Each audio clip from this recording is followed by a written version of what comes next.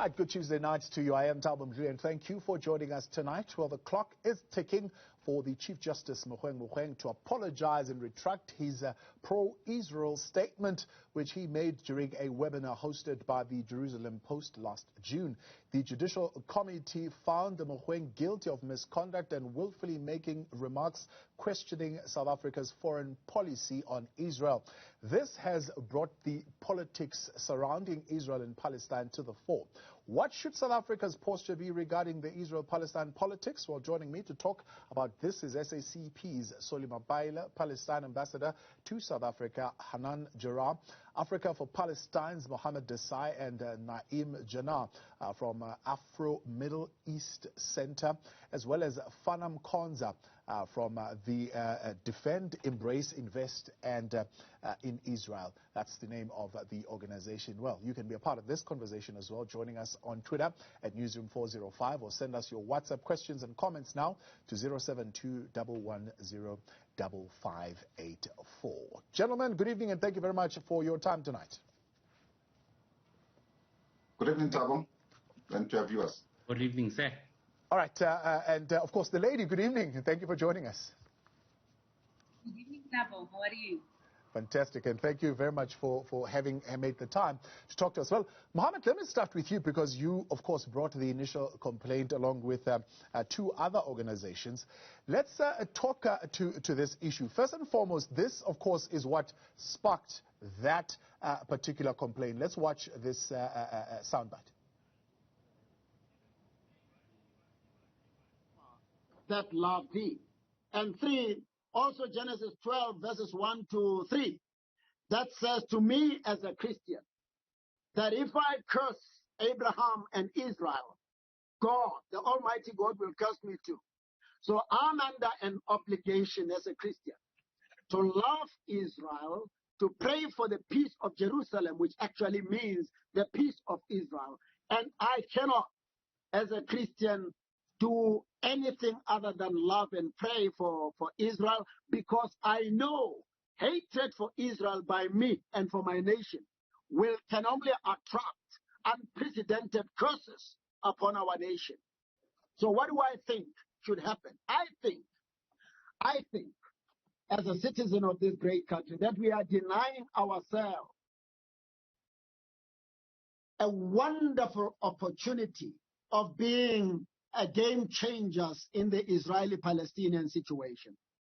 And that, of course, is the nub of the matter in terms of the comments made by the judge. Of course, he goes on further to have expressed his love for Palestine and his concern for the situation there, which is something that we also need to point out that also came out of those deliberations. Now, the main charge here is Article 12, subsection 1B of the Code of Judicial Conduct. A judge must not, unless it is necessary for the discharge of judicial office, become involved in any political controversy. Well, the rule as it is in South Africa right now, judges are prohibited from belonging to political parties, and they are not to be involved in political debate or disputation, whether linked to political parties or not. Mohammed, should judges be entitled to criticize policy?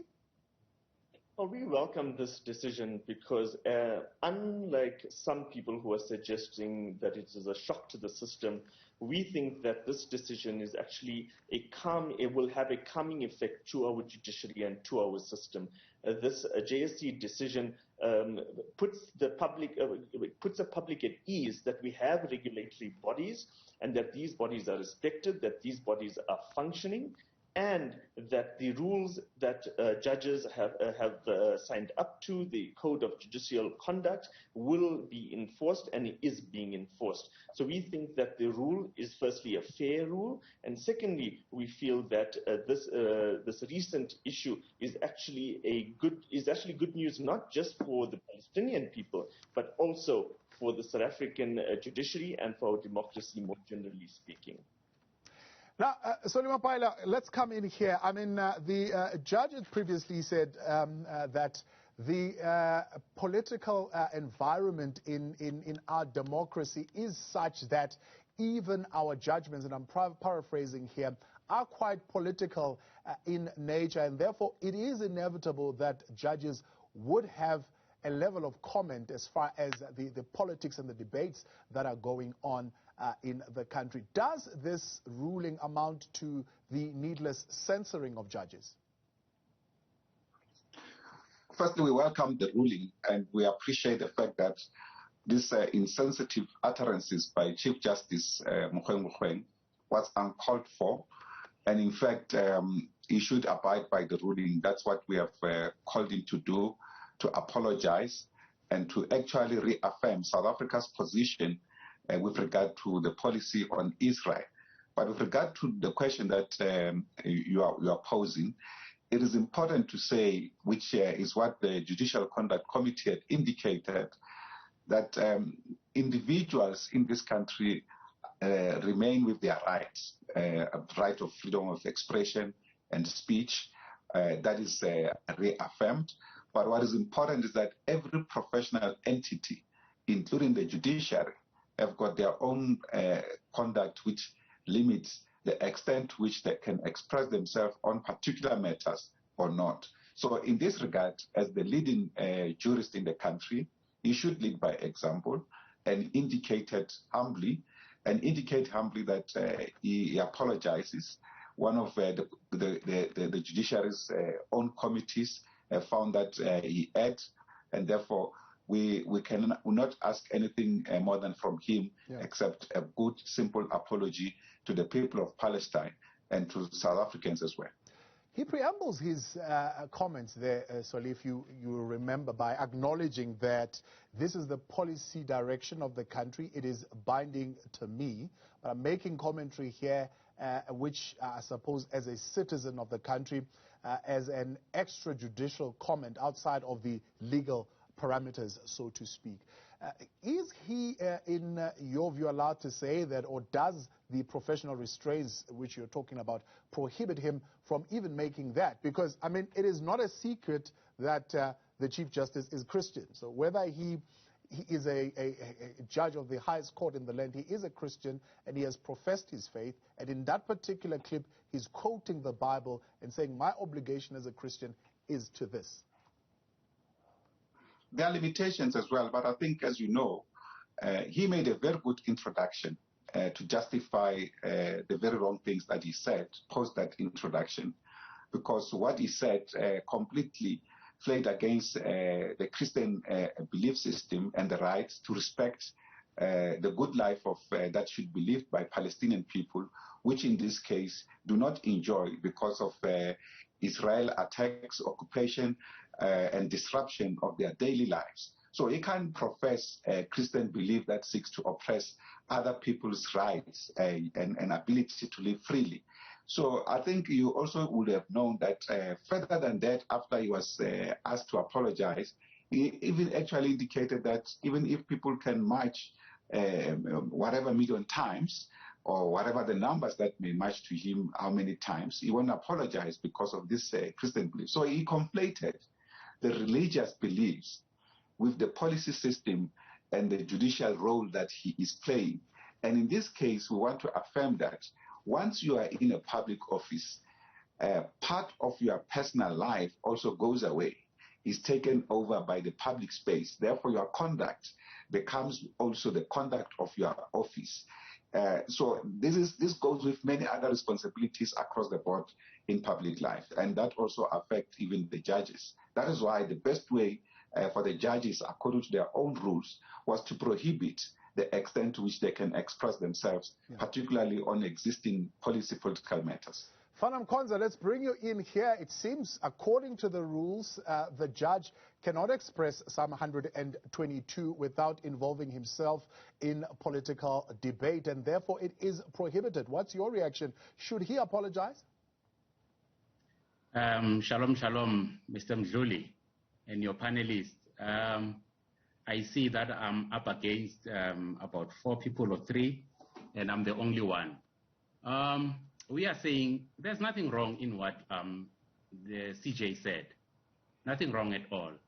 So we are resolute in our stance that he must not apologize to anybody. He owes nobody an apology. And there are people who will come here and speak about comparing Israel and apartheid South Africa. They don't know what apartheid was.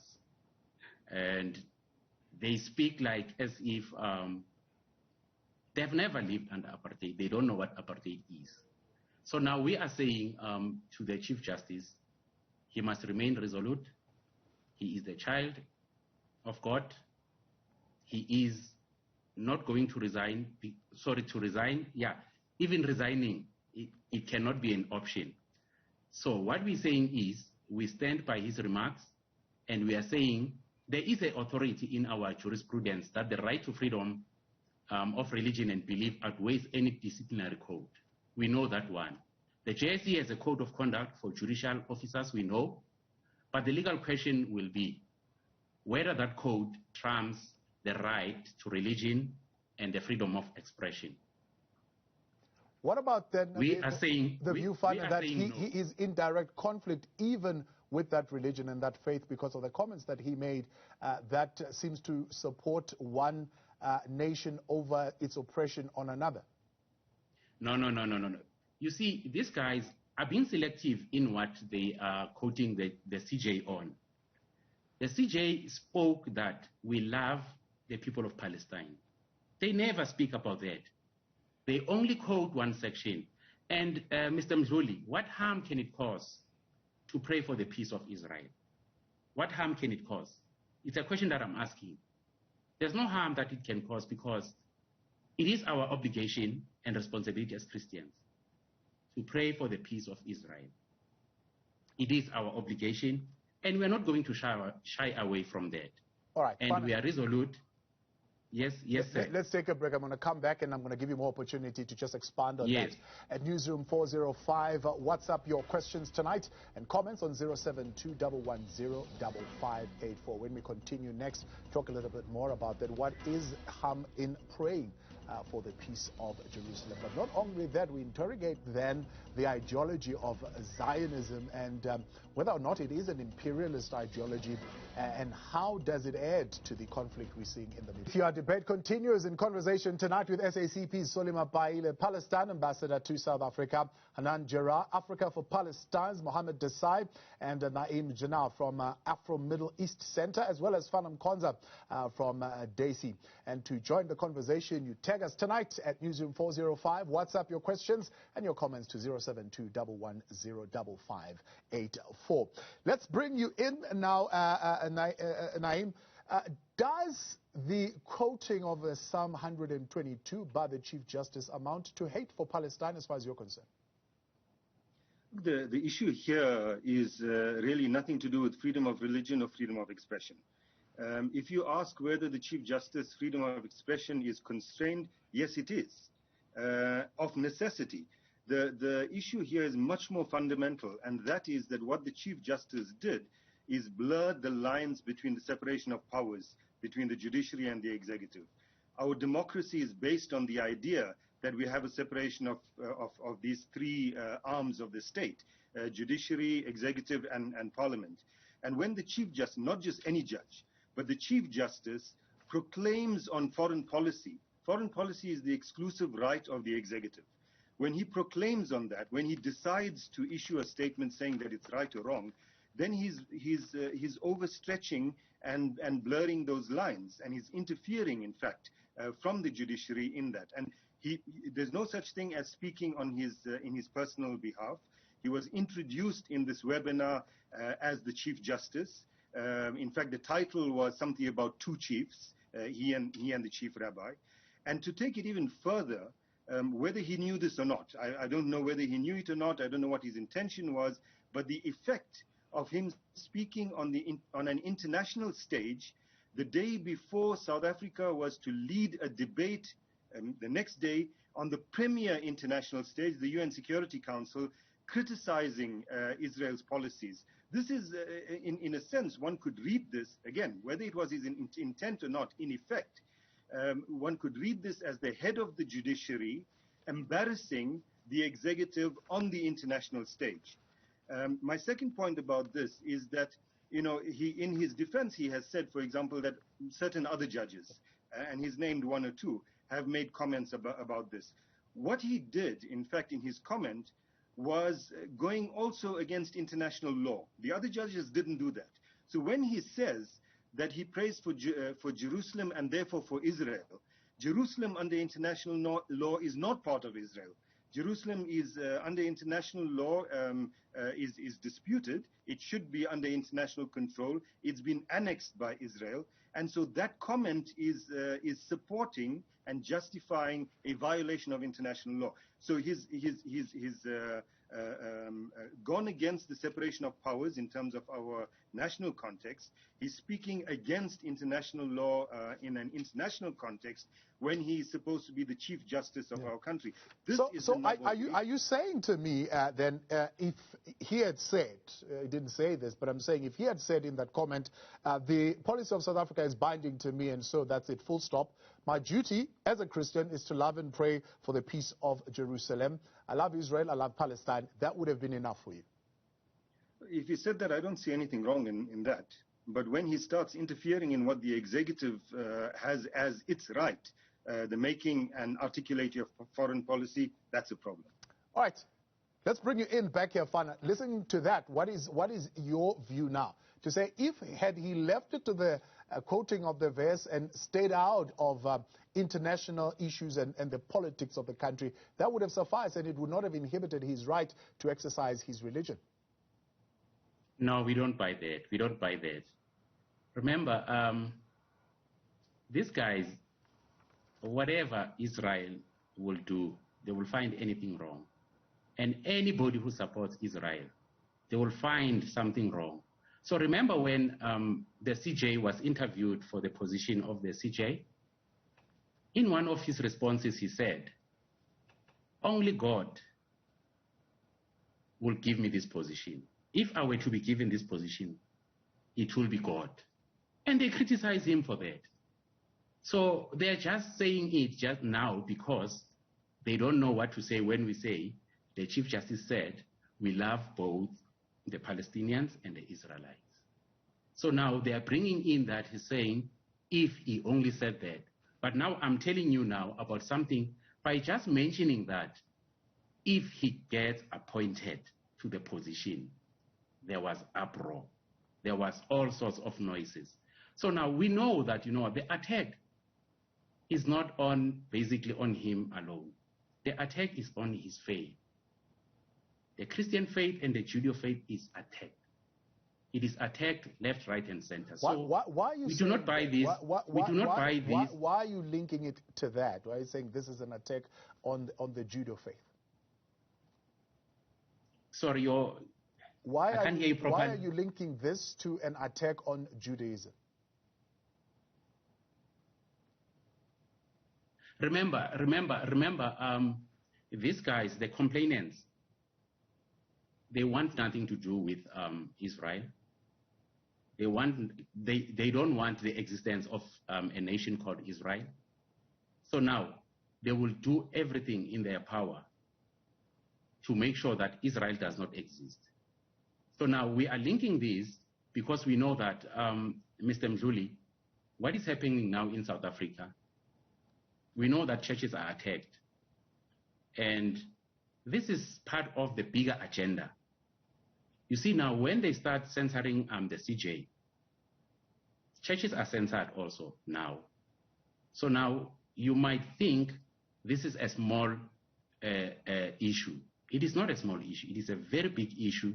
And it is all about controlling us and telling us what to say and not to say in public. All right, Mohammed Desa, I want that you to we cannot to that. You brought this complaint because you just don't want the existence of Israel in any shape or form. And this is an attack not just on the Chief Justice, but on the Jewish faith. I think Mr. Fana has obviously and evidently not read any of the pertinent documents that he should have read before coming onto this show. Our complaint, for example, supported by the other complainants, never spoke about the Chief Justice's faith or religion. We never spoke about Psalms or quoting from the Bible. In fact, we focused in on two issues. First, as Mr. Naim Jinnah has pointed out, We focused on the issue of the Chief Justice interfering with the realm of the executive and pronouncing on issues of South Africa's foreign policy. And the second issue that we focused on was his criticism of South Africans participating in non-violent forms of boycotts, divestment and sanctions against the state of Israel. Mr. Fana does another disservice, and that is the disservice to the Palestinian Christian community, some of the first followers of Jesus Christ, and a disservice to the major South African churches, including the South African Council of Churches, the Anglican Church, the Methodist Church, the Presbyterian Church, the United Congregational Church of Southern Africa, who have all come out very clearly in support of the Palestinian people and the Palestinian Christian community. And finally, I think that Mr. Fana does a disservice to the viewers out there when he conflates and he confuses the biblical land of Israel with the modern apartheid state of Israel created in 1948. He does a disservice to viewers when he conflates and confuses the Israelites of the Bible with the Israelis that are citizens of the modern state of Israel. And finally, he's really ignorant of this issue because nobody has asked for the resignation of the Chief Justice. All that has been asked for is for the JSC's code of conduct to be respected, and the JSC itself has not asked for the resignation of the Chief Justice. The JSC has given the Chief Justice 10 days to tender an apology at a meeting of Constitutional Court judges and a retraction of his comments, which will then be circulated through the Constitutional Court's media release systems. Ambassador, I want to bring you in here on the same conversation, but on a completely different level. Why is political Zionism met with such intense opposition in your view?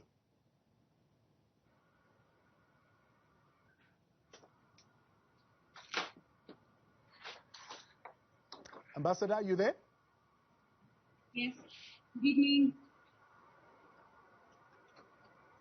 Again, please, Thabo. Ambassador, okay, I was asking the question, why is political Zionism met with such intense opposition? Well, because sorry, I couldn't hear the question well. Can you please repeat? Okay, I'll try and repeat again. Can you hear me now? Yes, yes. All right. Why is political Zionism met with such intense opposition?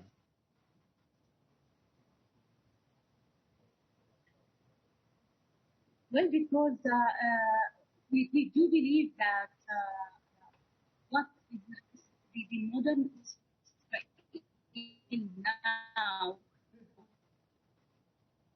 is following in the Old Testament or in the Bible. And to refer to what I have been following through discussion, I do believe that Jesus Christ, we all believe that Jesus Christ. Oh, dear me. Ambassador, that line is not very good for us tonight. Unfortunately, we're going to have to try and establish that connection with you. I would have loved to get that view from you. All right, let's take a break. We'll try and establish a connection with the ambassador and get that view in a moment. Solima Paile, Mohammed Desai, Hanan Jira, Naim Jana, and of course, Fanam Konza with us with this conversation on Twitter at Newsroom405. WhatsApp your questions and comments on 072-110-5584.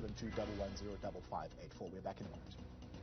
Back with you on this conversation now, Solima Paila, Mohammed Desai, Hana Jara, Naim Jana, as well as Fanam Konza with us in the conversation. Of course, this is around the outcomes of the Judicial Services Commission and the Code of Judicial Conduct, looking at the behavior of the Chief Justice in the comments that he made during the webinar that was held last year in June. Well, at Newsroom 405, we're taking your WhatsApp messages as well as comments on 072-110-5584. Ambassador, let's try again. Let's hope you can be clearer this time around. I was asking the question, I mean, in the context of what we are talking about, why is Zionism arising such intense emotions and intense opposition?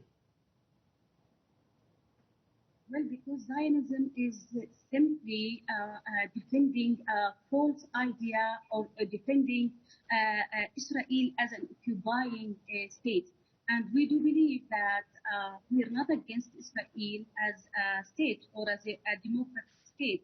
We are against Israel as an occupying power. So the agenda of the Zionism is actually the agenda of an occupying power, and it's turning by time into becoming a prolonged occupation, and by time it's becoming an apartheid regime. And it's not the Palestinians that we are saying so. The Israelis themselves are saying so. Like, for example, one of the most important human rights organizations in Israel, Beit Salem, lately has announced that the Israel state is not a democracy anymore. It is more an apartheid state, since there is the supremacy of the Jewish above the other entities that are in the land between Jordan River and Mediterranean Sea. So what we want to delegitimize is not Israel as an entity, but Israel as an occupying power. And when the gentleman was saying that you didn't live in apartheid and you don't know whether Israel is an apartheid state or not, it's not only the Palestinians, it's not only the international community, it's from within Israel itself, people who are saying that this is not a democracy and this is not a normal state, it's an apartheid regime, because Israel is ruling over the different entities inside it on the expense of the supremacy of the Jewish over the other entities. For example, Palestinians inside Israel, they have the right to vote, but they do not have the right to complain against the state of Israel. Palestinians in West Bank, they are living under the Israeli military rule. Palestinians in Jerusalem, they have the right in residency, but they don't have the right to citizenship.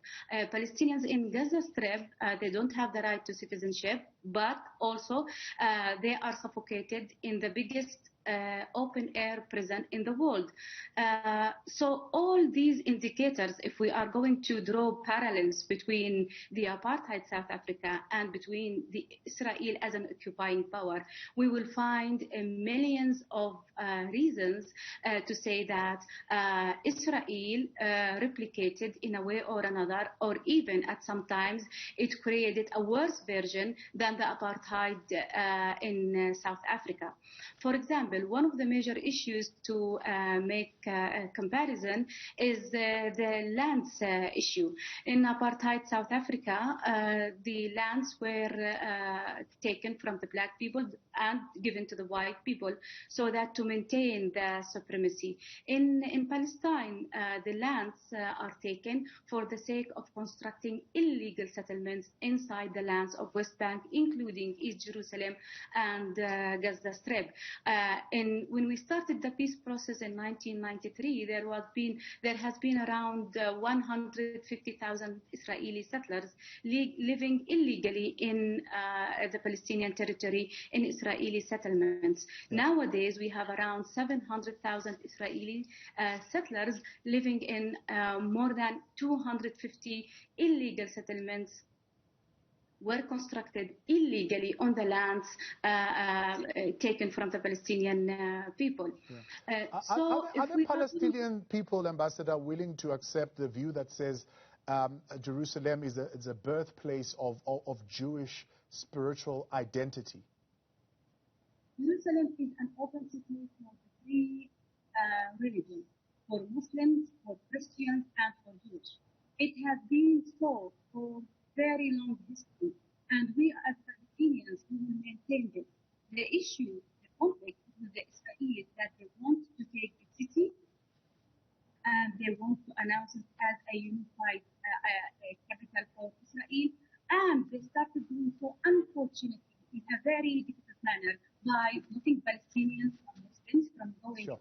Okay, Ambassador, we are losing you once again on that line, unfortunately.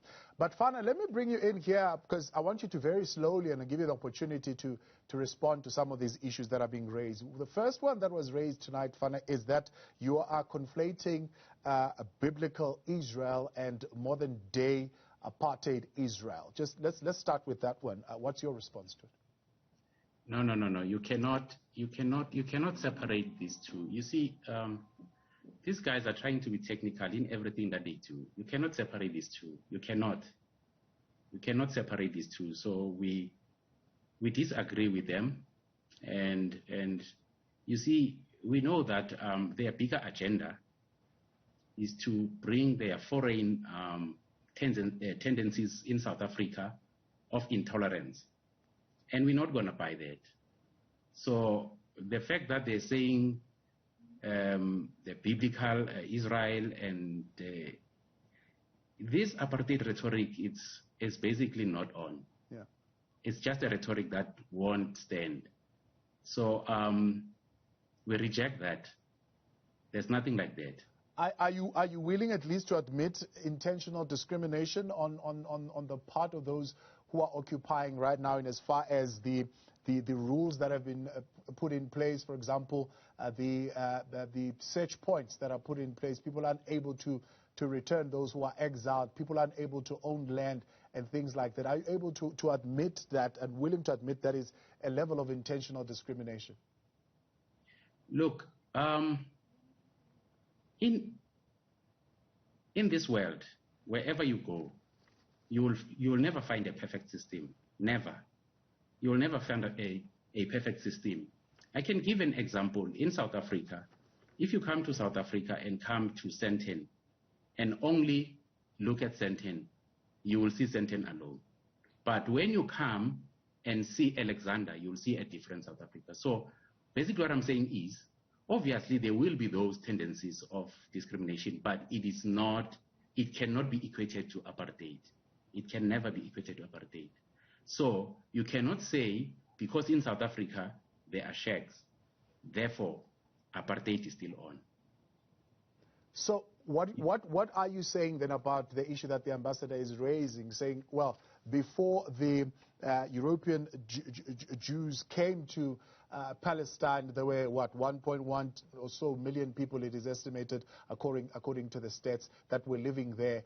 And those people were literally chased away to round down to about 200,000. Now there are over 200 Jewish settlements there that were not previously there. This is a way of occupying a space that originally had indigenous inhabitants. No. You see, these guys are making up stories. You know what? I don't know why the media is also entertaining them, because, you see, if these guys were genuine in their fight, the perceived fight about land or human rights activists, here in South Africa, we've got people without land currently. Do you see them marching? Do you see them going to march against the ANC government? No. Because we know that they are not genuine in what they are saying. They've got an agenda that is known, that they do not want to see Israel owning their own land. They just want to see Israel gone. Because now they are saying they don't have a problem with the people of Israel, but they have a problem with the existence of Israel. I mean, they are contradicting themselves. All right. It is either... Sorry? Yeah, no, it's fine. I want to take some questions coming through on WhatsApp tonight. This is from Ma Pampula saying, what if the Chief Justice had supported Palestine? Would he have been criticized? Solima Paile? Obviously, he would not have been in the context of him supporting the people who are being killed on a daily basis. But would he not have still been making a policy statement? Well, our constitution talks to, it's a human rights-based constitution. If you read, I think, the Bill of Rights section of our constitution talks to the right to life. He will be affirming what he stands for, what he professes, what he should be the leading proponent of in South Africa, which is what he can express as a policy statement of the judicial in terms of our constitution. So it's not an interference of executive policy decisions that have been made by the government, but we'll be expressing the soul of the constitution of our republic. But I think it's important, Thabo, to start by responding to some of the lies that have been propagated here by FANA, because if not responded, they will leave a very wrong impression. Firstly, we have campaigned for the land, for access to land in this country as the SACP and other organizations. In our campaign, we called Maubu Yomhlaba campaign, leading to the government summit in 2005. So we've been in that terrain, and many other organizations are there, and they've had our support. We have lived under apartheid. You mustn't insult us. We fought against apartheid. Some of us even took up arms against apartheid government. We know what apartheid is. It is quite clear that he has no conception of what apartheid is. The segregation of Palestinian people in their own land, illegally occupied by Israel, it's a matter of international discussion because it's acknowledged. And Israel, using its support of the arrogant imperialist American government, particularly recently under Trump, had continued to be arrogant in the international tribunals, not to leave the illegally occupied Palestinian land. It continues to torture children, women, detain them, and kill Palestinians on a daily basis. This is a matter that all Christians should actually be on the side of the Palestinian people. So if, for instance, Fana agrees, I can facilitate him to visit Palestine and see for himself, not on the invitation of his Israeli friends, and you will see the living conditions of the Palestinian people under the atrocious treatment of the Israeli government. So it is unacceptable that the debate is being defocused to something else. For instance, he says we are attacking the religion of Chief Justice. We're not attacking religion of the Chief Justice. Our constitution that the Chief Justice leads affirms the right to religion. We affirm that we fought for that right ourselves in the liberation struggle. So it is important that we are able to say what is the issue at hand and what we are differing on. But they can't just be making spurious allegations, lies, and wrong things about the situation in Palestine. Palestinians are living under the conditions of prison because of Israel, militarily occupied, illegally so. So this is the matter that, if you like, whether from a policy point of view, people, when they engage on it, they must have the truth. The Israeli state that is now was a construction of the outcome of the Second World War. It has not been there as a state before. That's the truth. That's the historical fact. So you can't deny this. That's the reason why we're saying he's conflating Israel of the biblical Israel with the Israel apartheid state. All right, Soli, hold it there. We're going to come back in a moment. We're going to take a break. Soli Mapaile, the Mohammed Desai, Hannah Jara, Naim Jana, as well as Fanam Konza. And we'll come back in a moment with some more of your questions coming through and comments on WhatsApp tonight. Do stay with us. With you here on the Newsfeed Late Night, and the conversation continues then. Solima Baila, Mohammed Desai, Hana Jara, Naim Jana, as well as Fanam Konza with us tonight. Let's quickly go to what you're saying on Twitter tonight and WhatsApp, and then we'll get the panel to respond in a moment. This is from Mveleli Zimba. Judge Mogoeng Mogoeng made comments and stated them according to him, and that makes that a personal comment. He did not make a policy statement, but expressed the biblical stance. He did not endorse any oppression, but he spoke of virtue of love for Israel, not its act and that of Jerusalem.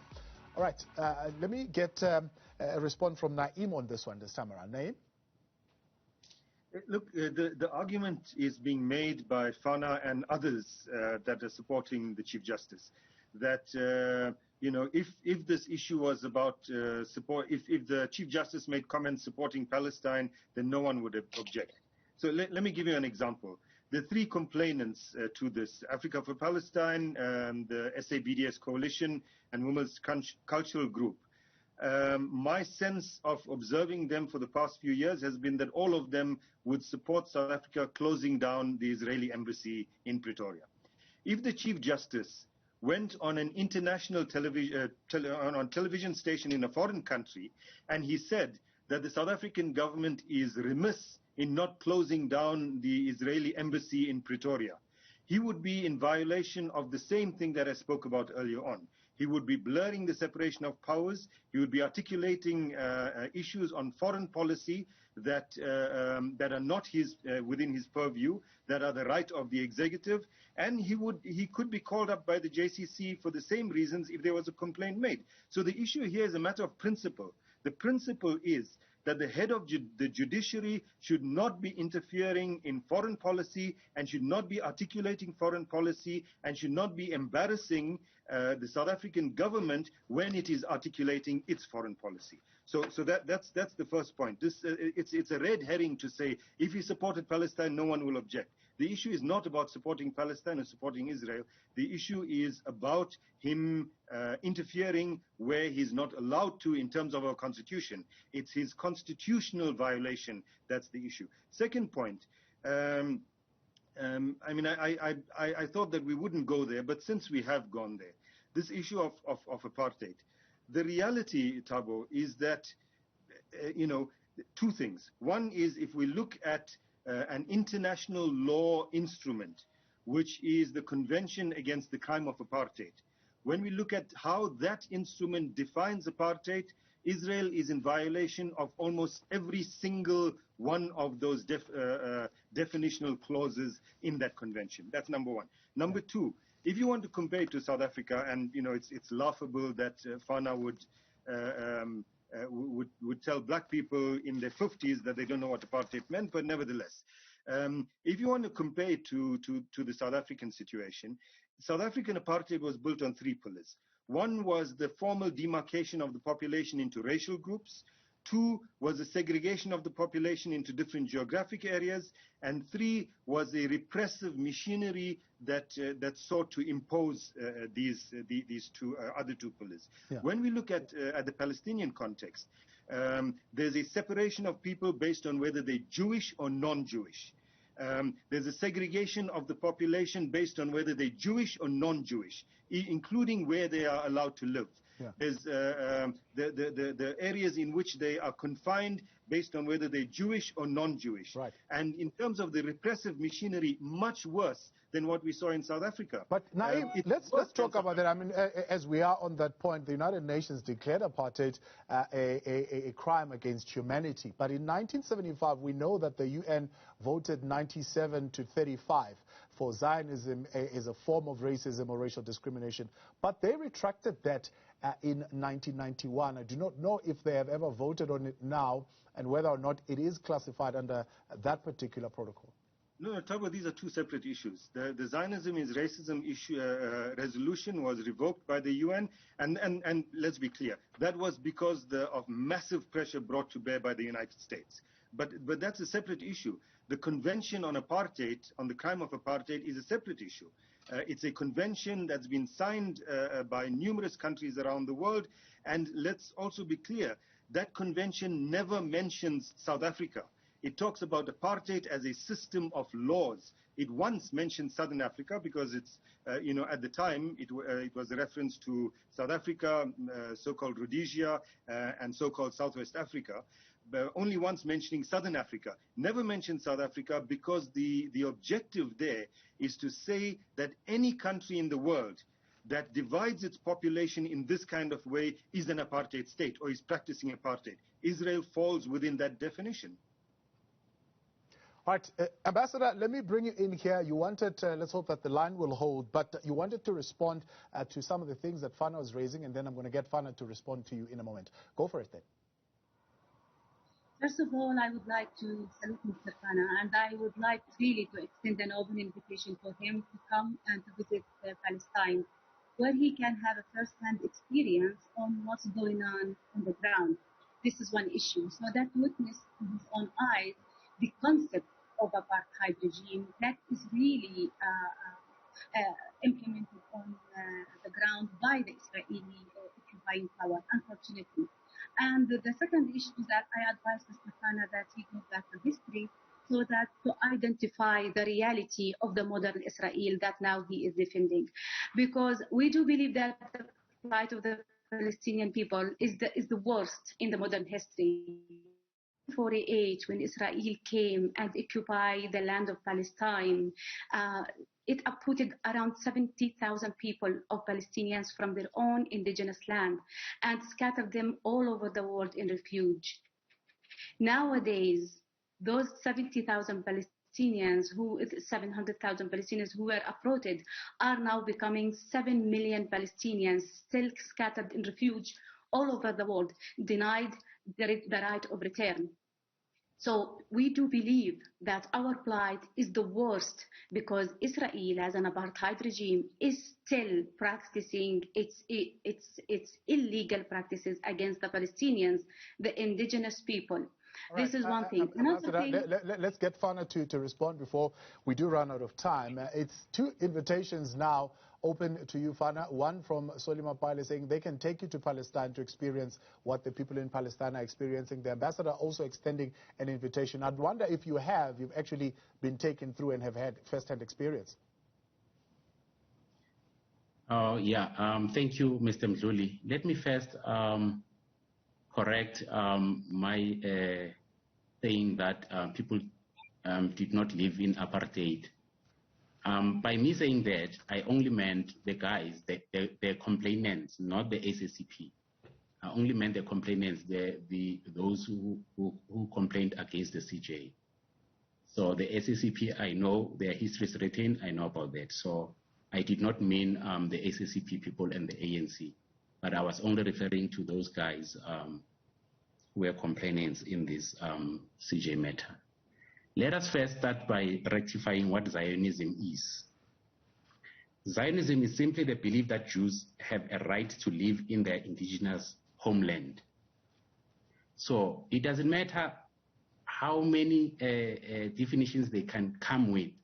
This is the simplest way of defining what Zionism is. Israel only wants to live in a land where it is rightfully theirs, and it is also documented in the Bible. Mr. Mdluli, you know that, and everybody who's a Christian knows that. So the fact that there's somebody who's speaking about the struggle about the land and the constitutional violation, which constitution did the CJ violate? Because it is only the disciplinary code that he was charged for, but not violating any constitutional right. So these guys, we can sit here the whole day and talk about Israel and Palestine. You know what? We can come, because in South Africa, we are given the Ministry of Reconciliation. We can help them reconcile these people. But unfortunately, these guys, when they come here, they come with a winner-takes-all mentality, which cannot achieve peace. When South Africa went through the reconciliation process, people were saying it's not going to happen.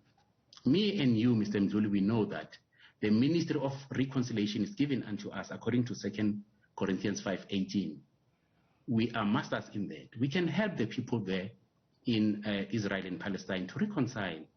But obviously these guys who wants nothing to do with Israel, when we come and try and help them to reconcile, they never consider that. They just want Israel dead. They never want to see Israel exist. They just want Israel to be dead. That is their mission. So now how do you speak reconciliation and try and help people? Because we can all go to Gaza. I remember there was a delegation from the South African government. The Justice Cameron was part of the delegation.